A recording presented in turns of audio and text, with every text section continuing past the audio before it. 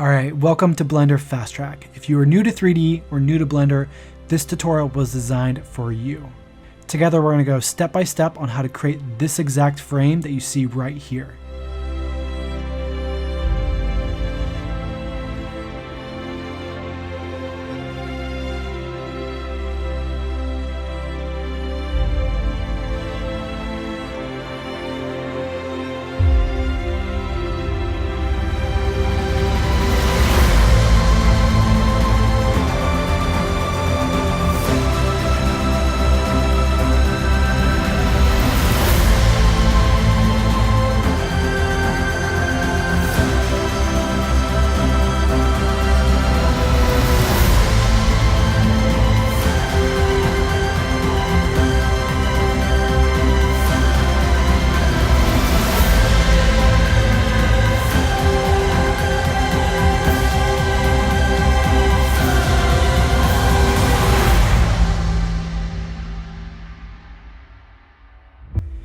This tutorial was designed to take you from being a complete beginner all the way to creating your first projects inside of the new Blender 2.8.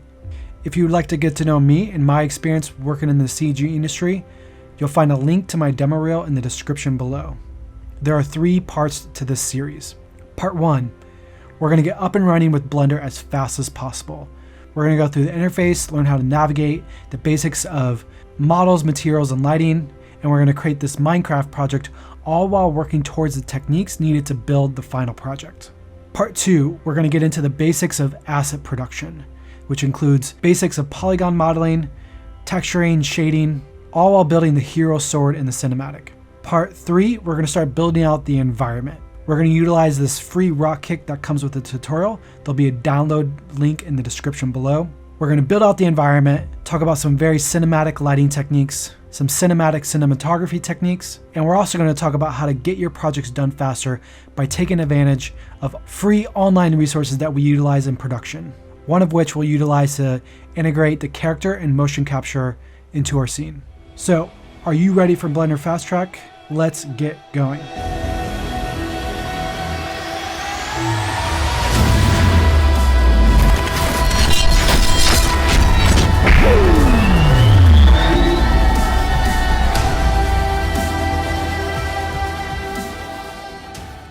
Alright, chapter 1.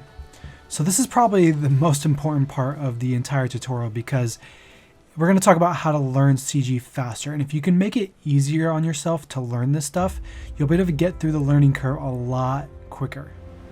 I remember about 15 years ago when I opened up my first 3D package for the first time, attempting to create something amazing and falling completely on my face. It was incredibly difficult, and it took me a good 2-3 years to create my first project that I would actually want to share with somebody. CG Fast Track is designed to make learning CG incredibly simple, and I'm going to walk you guys through exactly how we're going to do that. So it's very easy for me to jump into 3D right now and just start clicking on this, clicking on that, and begin creating something really awesome and really amazing, but keeping up on the other end is very difficult. The analogy that I like to use whenever I teach someone for the first time how to learn a 3D software, it's a lot like baseball. And you don't have to be a sports fan to understand this analogy. But basically, you wouldn't want to jump into the major leagues and step up to bat and try to hit the ball. It'd be incredibly difficult, and you would never get anywhere, and it would just lead nowhere. And that's typically a lot of times, that's how I felt whenever I was learning this stuff. It was incredibly difficult to keep up. Learning where all the buttons were and all that kind of stuff was just painful. So whenever you're learning baseball, when you're a kid, you start with T-ball. And T-ball, basically what you do is you put the ball on this little rubber plate and you hit the ball. And eventually you get good enough at it where you can take a pitch, you know. So how do we apply this to learning CG? Whenever you're watching a tutorial, it's not like taking those pitches, you know. They come very fast. You have to keep up. So what's the solution? The CG Fast Track way is these screenshots. So you follow along with the tutorial, and then after you're done, you'll just go through step by step. Each and every button, each and every shortcut that's used will be right here in these follow along shortcuts. This is the way that I wish I would have had when I first started. So something else whenever you're starting CG. These are basically all of the areas that it takes for a production company to do CG. This is all the people that they need. Each area, concepting to modeling to lighting to animation to effects animation. There are people that specialize in these individual categories. So when you're first starting off, just know that you don't have to become good at everything to become a professional. All you have to do is really become good at one of these areas. So if you're not into modeling, which I know a lot of people, they're not into, and they don't really make it to the shading or lighting part of it, I encourage you to, if you're not into the modeling part of it or whatever, go through all the tutorial, because we're going to be hitting the 3 main categories. The 3 main categories that we're hitting in Blender Fast Track is modeling, shading, and lighting. This is the core. This is the core of what makes up any CG project. A rule that I kind of live my entire life by is the 80-20 rule. And it's a general rule that typically means that most people, when they attempt to learn something, they attempt to learn, 100% of it or 80% of it. And really all that you need to get going and create some cool stuff is 20% of the information. And in this specific case, to make it into the CG industry, maybe 20% of it is what you actually have to know to actually start getting a job. And Blender Fast Track is going to take it a step further and really compress it down to that bare minimum that you need to know to actually start creating your projects. And the idea is, after you get past this 1%, it becomes much easier. All right, so that was a look at how to learn CG faster. And in the next chapter, what we'll do is we'll start getting hands-on with the Blender interface. All right, chapter 2. So we're going to take a broad look at the Blender interface. We're going to take a look at what we're going to get into and what we're not going to get into. If you're new to 3D, the typical response, for me, whenever I'm learning any kind of new software, is that it looks super foreign. It looks like you're looking at an alien spaceship. It looks like a million buttons and all these things. So just know that as we move forward, you only have to know 1% of this stuff. I've made a huge effort to kind of trim this stuff down as much as possible. So first up, what I'm going to do here is just go to File, and then I'm going to go to Defaults, and I'm going to do Load Factory Settings. What this is going to do is just going to make sure that we're all working off the clean slate. I'm going to hit OK right here. I'm going to hit Enter right there. And what that's going to do is basically reset Blender from square one so that we're all working on the same page. If you get stuck, you could always redo that load factory setting. If you ever hit something and you're like, how do I get out of this? Feel free to just go back up there and defaults, load factory settings.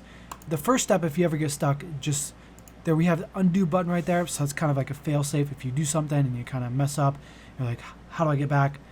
Undo, Control Z. It's a lifesaver. The next thing, what you can do is just kind of save and reopen your file. So if you get stuck and you're like, I don't know what to do, you can always just open up a previous save. So I'm just going to go ahead and save this out. So I'll go to Save As. I'll go to my desktop and I'll just type in my first Blender project. And then I'll just go ahead and hit Save As Blender File right there. And as I go, I'll just do File Save. And then if I ever get stuck, I can just reopen that file using the File Open menu right there. So I'm going to give you guys a kind of like broad overview of this and of this interface and kind of break down what we're going to cover and what we're not going to cover. So first up, what we're looking at, this is going to be the 3D viewport, okay? So we're going to be spending a lot of time in here. There's a couple different 3D viewports that we're going to be focusing on. We're going to spend a lot of time in layout. We're going to spend a lot of time in modeling. We're going to spend a little bit of time in shading.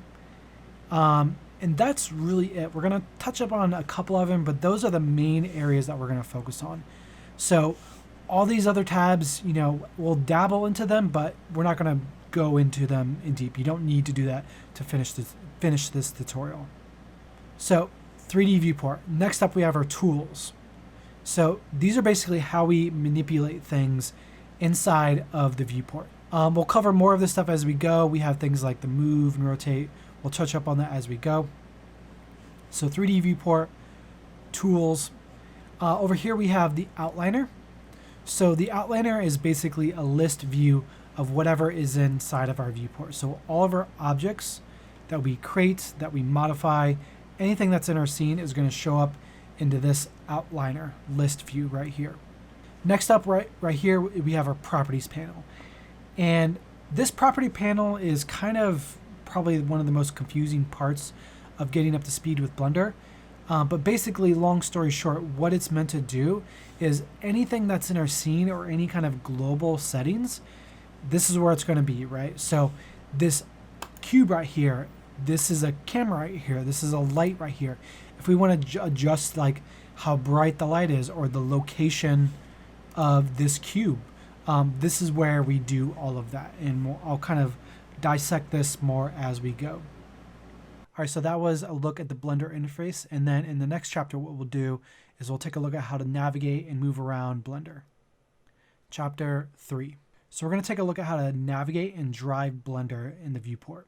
If you're ever wondering how I'm doing anything, I've put this little keyboard shortcut. So this shows you guys exactly what my keyboard and mouse is doing at all times. So rotation, if we want to rotate around the viewport, we just hold the middle mouse button and rotate like that.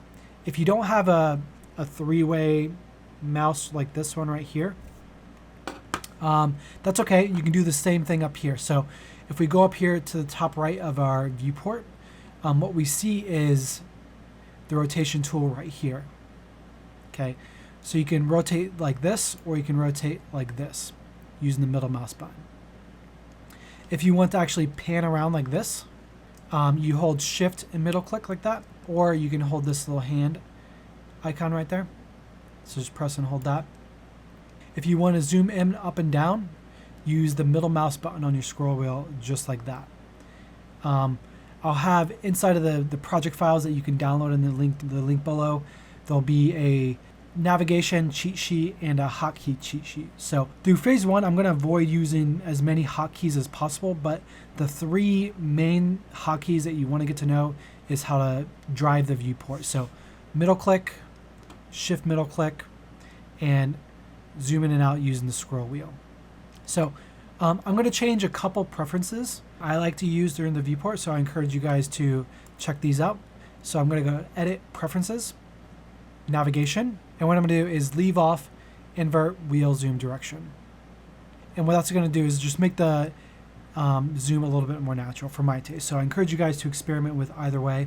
Okay, so that was a quick look on how to navigate Blender, and then in the next chapter what we'll do is we'll take a look at the 3D viewport tools. All right, so chapter 4. Let's take a look at how to create a very basic scene. So we're going to go through all the steps that it takes to create a Blender scene, which is a model, material, lights, and then we're going to render it. And we'll talk about more about what rendering means. So before we start making a custom scene, we'll talk about what's in the default scene. Right now we have a cube, we have a camera, and we have a light. So this is what comes with the default Blender scene. If we want to start controlling where these things are, how big they are, we're going to start using our tools menu right over here. So if we go top down, we have our selection tool. And if you click and hold on this, you can choose different types of selection. I'm going to keep mine on select box, which will just allow me to multi-select just like this. I can still single select just like that as well. If we go down, we have our cursor. We're going to ignore this mostly for now, but basically this is going to be wherever we want our new objects to be created. Right now the cursor is at the origin, which is where we want it to be for now. Moving down, we have our move tool. So if we want to actually move these objects, if we want to move this cube, we select our move tool right here. You notice we get access to this little transform gizmo right here. So we can move up, we can move side to side just like that. So these are what's going to be the X, Y, Z coordinates. Next up, we have rotation.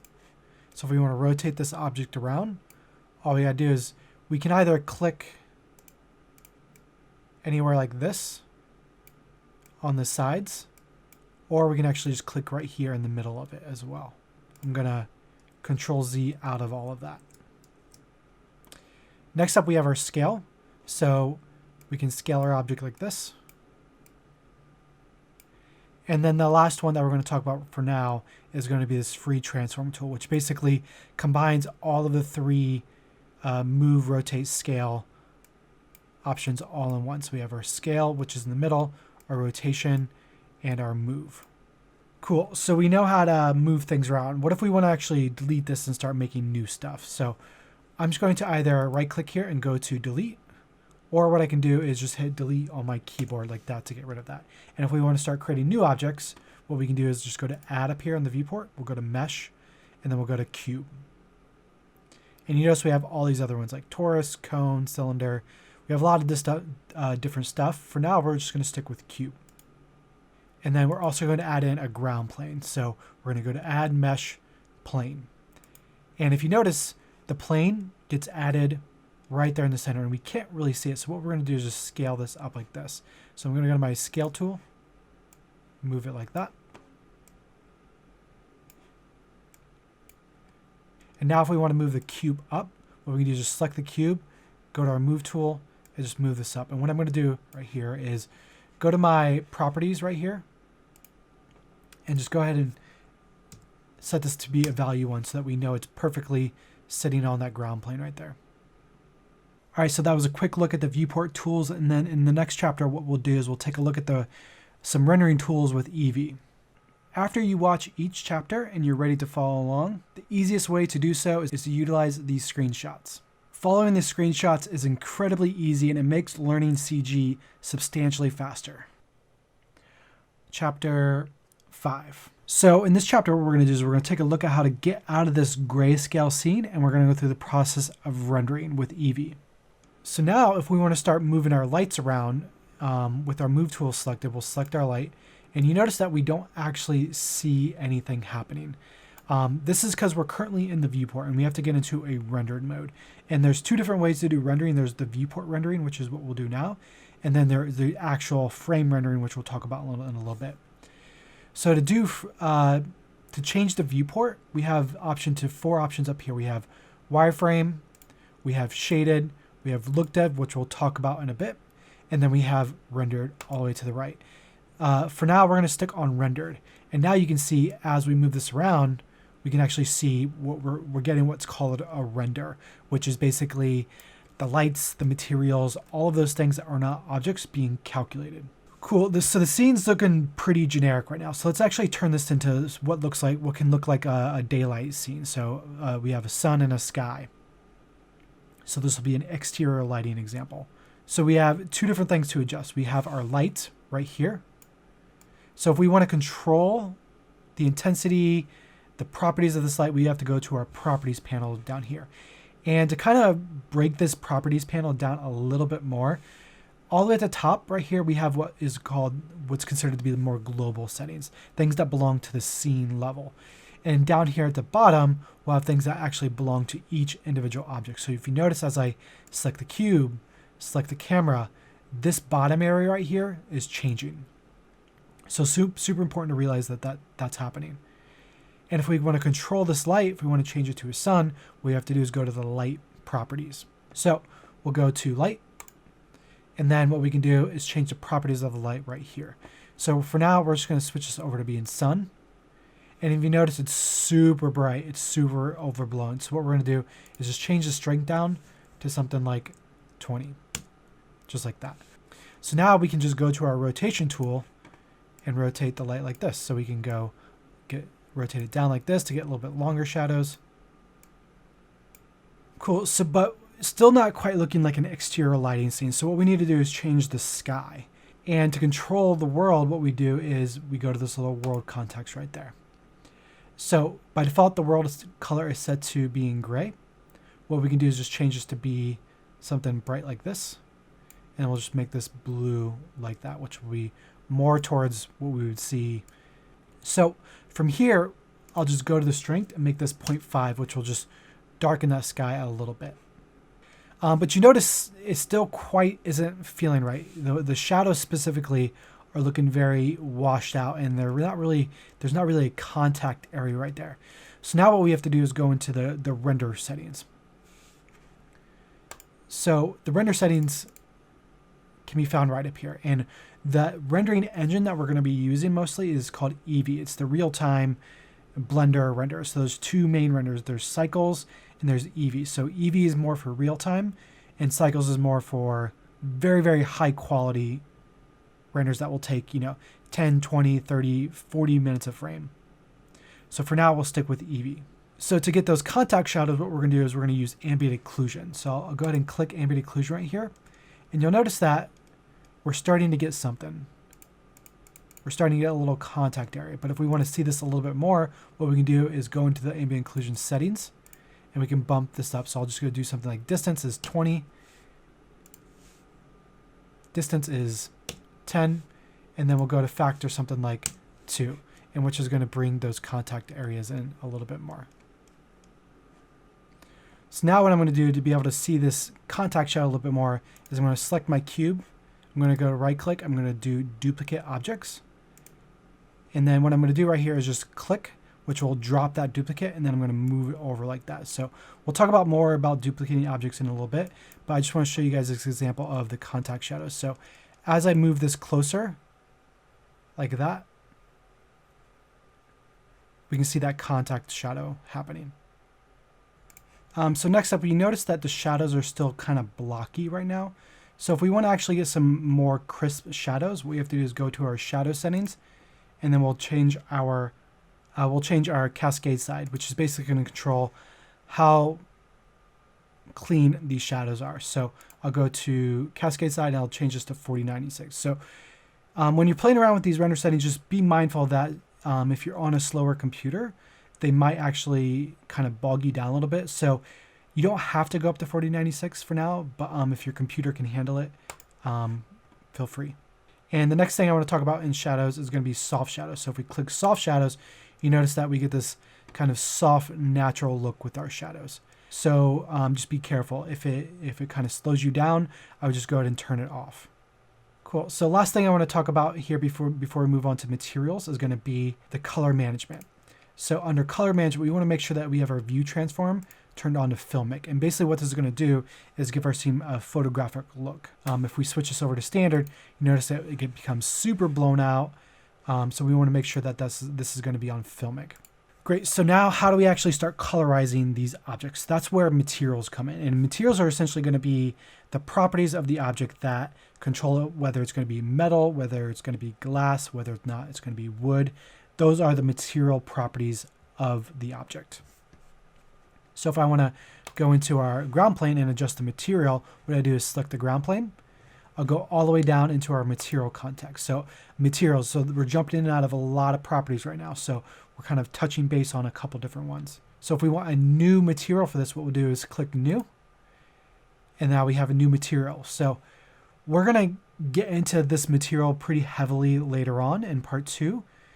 For now, I'm just going to give you the 3 main properties that we need to be mindful of. So we have base color, which is the color of the actual object. I'm going to leave mine being dark gray for now. And then we have specular and roughness. So the specularity, if you notice, if we rotate this around the light, we have this specular highlight. But specularity is also reflections. And if you notice, we're not actually seeing the reflection right now. So what we have to do, even if we play with roughness right now, you see that we have this kind of specular highlight right there. If we actually want to see this reflection, what we have to do is go back to our render settings. We'll go all the way up and then turn on screen space reflections. Again, this is another area where it's going to be pretty heavy on the CPU. So just be mindful if you don't have a fast computer. And now we're getting these reflections right there. And if we go back to our material context, we can now start to play around with like roughness. So you can see roughness as being how blurry is that reflection. Specular, which is how much of that reflection we can see. And then base color is the color. So base color, specular, roughness. Those are the 3 things that we're going to use for now, and we'll get into more of these material properties as we go.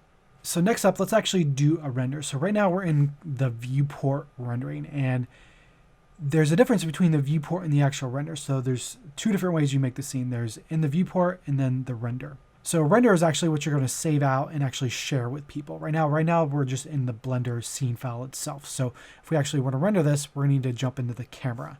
So we'll just click this little icon up here. And now you can kind of think of this as, you're taking a photo within your Blender scene. So if we move around like this, you'll notice that the camera doesn't actually come with the viewport. So we can't actually frame it up to the composition yet. So what we'll do is we'll go to the camera. Then what we'll do is we'll go to these quick properties right here. So this is just another way to kind of access quick properties that are over here in the properties panel. The only thing that we want to touch up on right now is going to be in the view and then lock camera to viewport. And basically what that's going to do is as we move around the viewport, the camera is going to come along with it. Cool. And then if we want to close this quick view, all we have to do is hit N on the keyboard to close it. And now if we want to actually do a render, we'll go to render, render image. And you notice that this render becomes very, very big. I can kind of scale it down so we can see a little bit more. But what if we actually want to change the dimensions of this? We want to make it smaller. So I'll just go ahead and hit exit. I'll go into my output settings. So these are another properties that we want to be aware of. We'll go to our properties, and current resolution is 1920 by 1080, which is HD. I'm going to just go ahead and change this down to 1280 by 720, which is going to be a little bit smaller and a little bit easier to work with. So the bigger the resolution is, the longer your renders are going to take, the heavier the scene is going to be. So we'll do render image. So now if you want to actually save this out, what we'll do is image, save as. And I'll just go to my desktop and I will save this as my first render.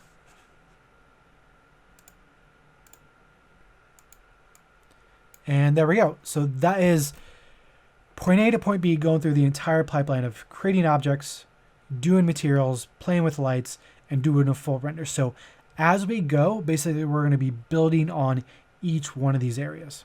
Cool. So in the next lesson, what we'll do is we'll actually start to assign some textures and start to actually build out an actual scene. All right, so chapter 6. So this is where we're headed. We're going to build out this Minecraft scene, but the very first thing that we need to learn how to do is to be able to assign textures. I have a link down in the description where you can download these retro style textures. We have these like 8-bit Minecraft-y style textures that we'll be using. Cool, so let's assign our first texture. So what I'm going to do here is select either one of these cubes, and then what I'm going to do is go down to my materials, and then if I don't currently have a material, what I can do is just click plus on the new, and then what we'll do is jump down to base color, and we'll just click this little circle icon right there, and then what we'll do is go to image texture. So you'll notice it looks black, so it doesn't actually assign a texture automatically. It's an empty slate. So what we need to do is go down here to this open. And this little dialog box can be a little bit confusing when you're first getting started. So if you want to just take that download and just dump it on your desktop, so you have basically quick access to it right here. I have my textures right here. So what I'm going to do is just copy and paste this path from Windows, and then just highlight this right there and just paste that in there. So you can either navigate to it that way, or if you just dump it on your desktop, you can get to it quickly just like that. So I'm going to start with the gray light. I'm going to just go ahead and click open, and then you can see we have our first texture.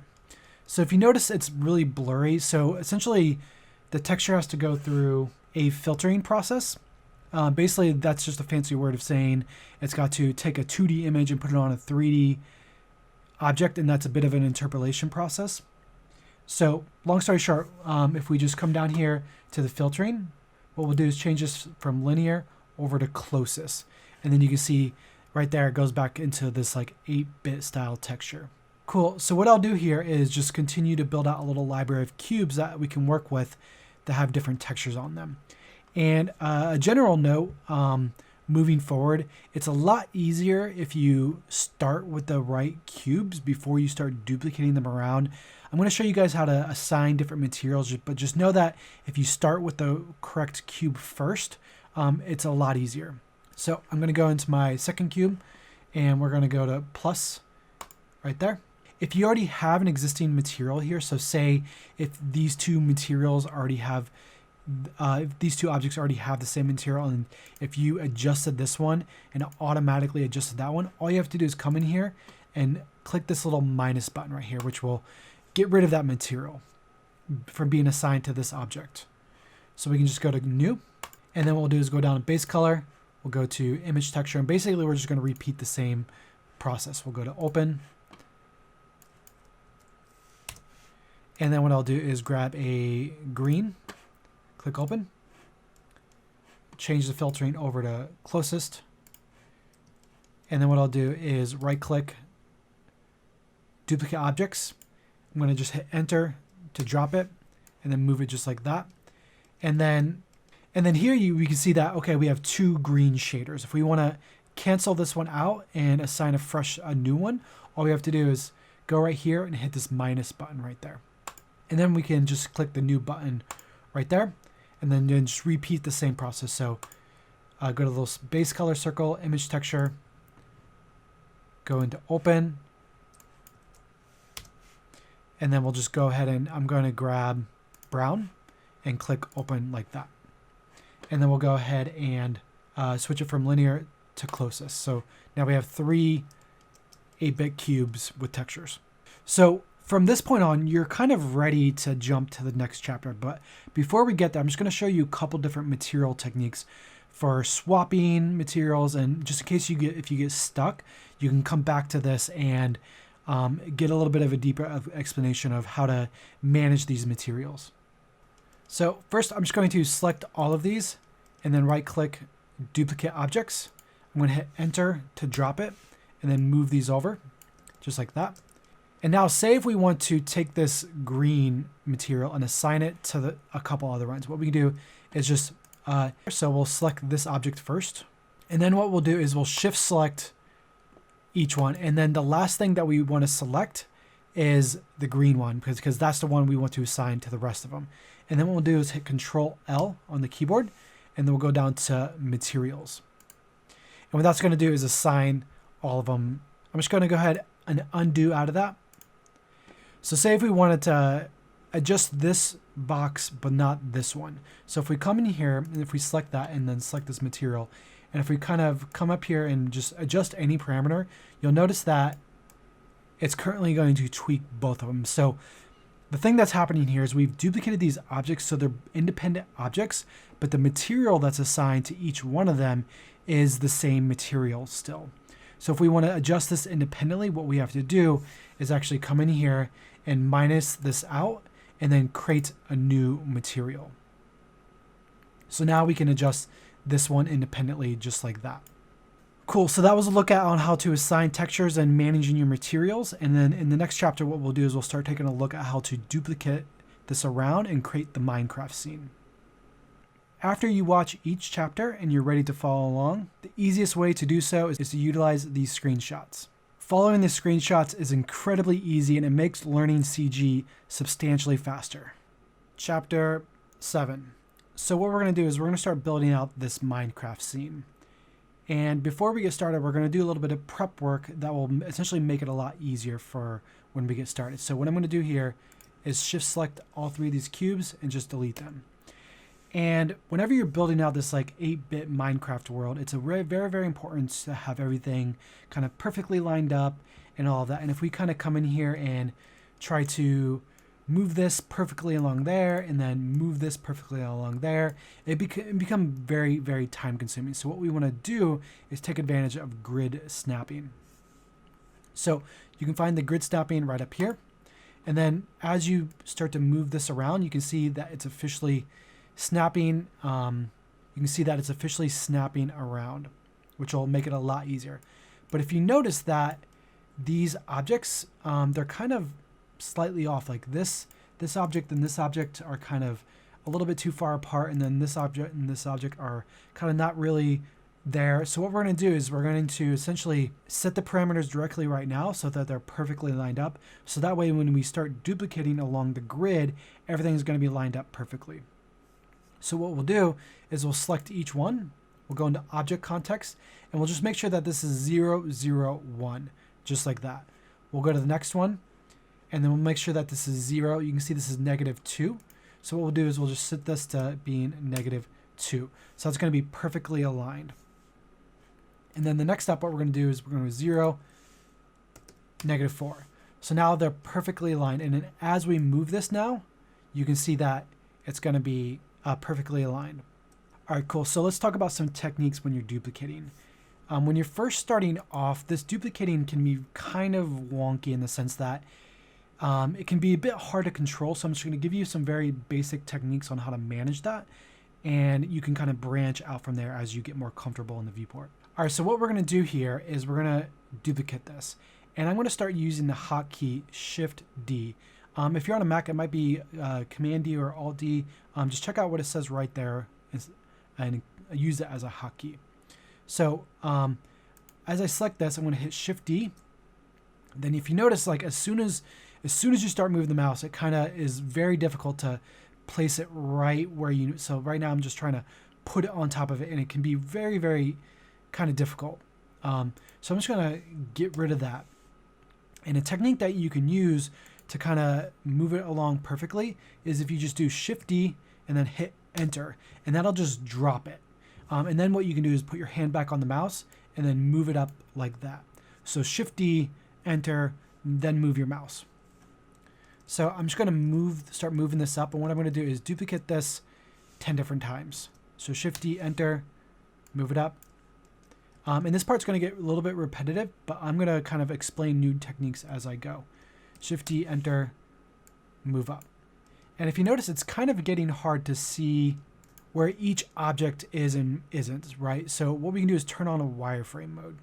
We'll go up to Display and then just turn on wireframe right there, which will just give us a little wireframe preview of where our objects are. Also, as you start moving around, if you're on a slower computer, what you might start realizing is that the scene starts to get really heavy. When you move things around, it's super sluggish. So we're currently in a rendered mode. And basically what that means is the computer has to calculate all these shadows, the reflections, the textures, all these things, which can be kind of heavy. So this is a real-time render. So if you're on a better graphics card, you can kind of get away with that. But if you want to work a little bit faster, what you can do is come back up here to Viewport Shaded mode, which will basically just turn it into a solid mode, and the viewport will be a lot faster. So for me, I'm just going to keep it on rendered mode. Cool. And then what I'm going to do is just kind of start to build out this scene, and this will be really repetitive. All the buttons, all the techniques that we've done so far is just going to be the same over and over and over. So I'm just going to move these out of my way so I have a little bit more space to work. And what I'm going to do is on these two base objects, what I'm going to do is select this. I'm going to go into my object tools. And what I'm going to do is make my scale X and Y 1.5 and 1.5. And then I'll select the bottom one and make that 2 and 2, just like that. And then what I'll do is I'll just start duplicating this up. So Shift D, Enter, move it up. Shift D, Enter, move it up. I'm already pretty used to duplicating this stuff, so I'm just going to go a little bit faster through here. A quick tip as you get better, if you're at a weird angle like this, it's going to be really difficult to place it, right? So what I'm going to do is line this up so that basically my viewport is a 90-degree angle from where I want it to move. So I can actually move it pretty fast.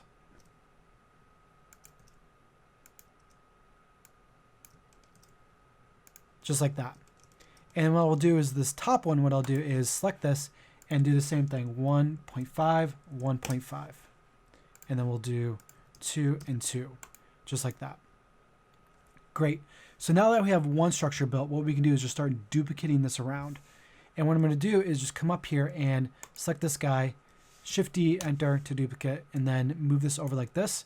And then what I'm going to do is just Shift select all of these, and then just duplicate the entire thing as a piece. So we don't want to kind of move this stuff all around by one by one by one. So we'll just select all of them and then duplicate all of them together. So Shift D, Enter, and then move like that. And I'll just kind of make a couple different one of these. So we have a couple that way, and then we'll do Shift D, Enter, and then move it the other way. Shift D, Enter, just like that.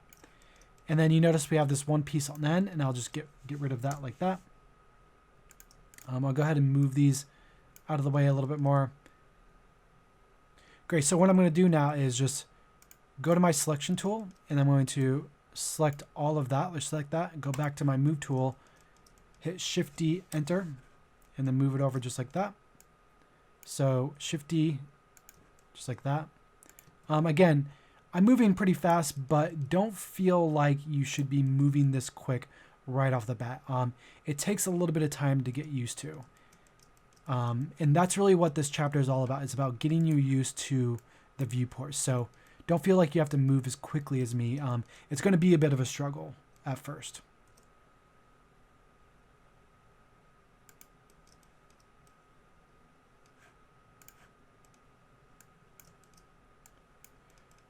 Cool. So then if I want to duplicate this back wall and move it all the way over there, I'll just go ahead and select this like this. And what I'll do is just come up to the side and select this like that. And if you notice, we have gotten our light in our grid plane selected as well. And if we want to deselect those, what we can do is while we're in our selection mode, Control, click and drag, which will deselect those. Great. So then I'll just Shift D, enter to duplicate. I'll go ahead and move and do something like that. And then if we want to make our ground plane a little bit bigger, what I can do is just go and scale this up like that. Cool. So this is step one. This Minecraft project right here is where you want to get before you move on to chapter 2. So you want to be, or part 2, you want to be as comfortable as possible into the viewport, because on part 2, we're going to get into a little bit more intermediate techniques, which is going to be a lot of viewport navigation. And now that we're all done building this thing, what we can do is just go in here and turn off wireframe, since we don't really need that anymore. Cool, so we just built it, and now we're going to, in the next chapter, learn how to tear it down with some destruction tools. All right, so chapter 8. So this is going to be a bit of a bonus lesson. We're going to learn how to essentially tear this down with some simulation tools. The techniques that we're doing here, you don't need to actually know how to do to be able to complete the final part 2 and part 3 of the series. But it's a little bit of a fun project that I thought I'd add in here. So to tear this down, it's super simple. All we have to do is we'll go into our selection tool. So what I'm going to do is just go ahead and select everything in our scene just like that. And what we can do from here is go to Object, Rigid Body, and we'll do Add Passive. And basically what that means is that's going to be an object that's not going to move. And then what we can do after that is select all of these. So we can select top ones. So be sure not to select the ground plane right here. We'll just select some of the top ones like that. And then what we'll do is Object, Rigid Body, and we'll do Add Active. And now what we can do is we can down here on our little time slider right here, what we can do is hit play, or you can do spacebar on the keyboard. And you notice that nothing really exciting happens. We got some things falling, but nothing really happens other than that. So what we want to do is reset the simulation and come back in here and kind of sabotage this thing, in the sense that we're coming in here, we're going to move some things around and kind of set it up in a way that's going to allow it to self-destruct.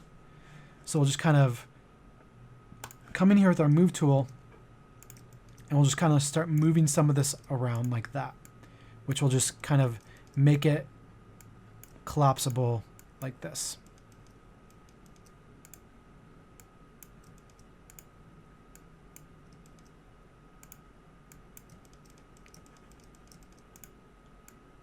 And I'm just going to kind of randomly do it, because once one tower goes, essentially they're all going to go. Cool, so now that we have them all moved around, what we can do is just hit play, and we can just watch it collapse just like that.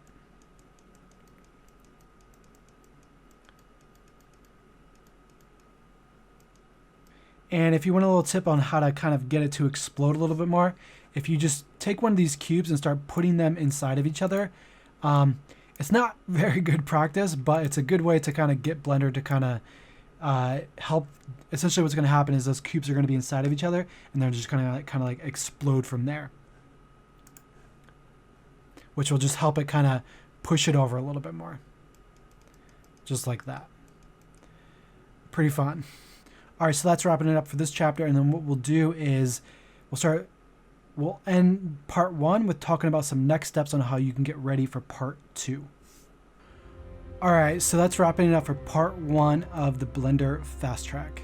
If you feel like you're a bit lost, that's totally fine. There's still going to be a mountain in front of us. We still have a long way to go. Some tips on moving forward before you move into part 2.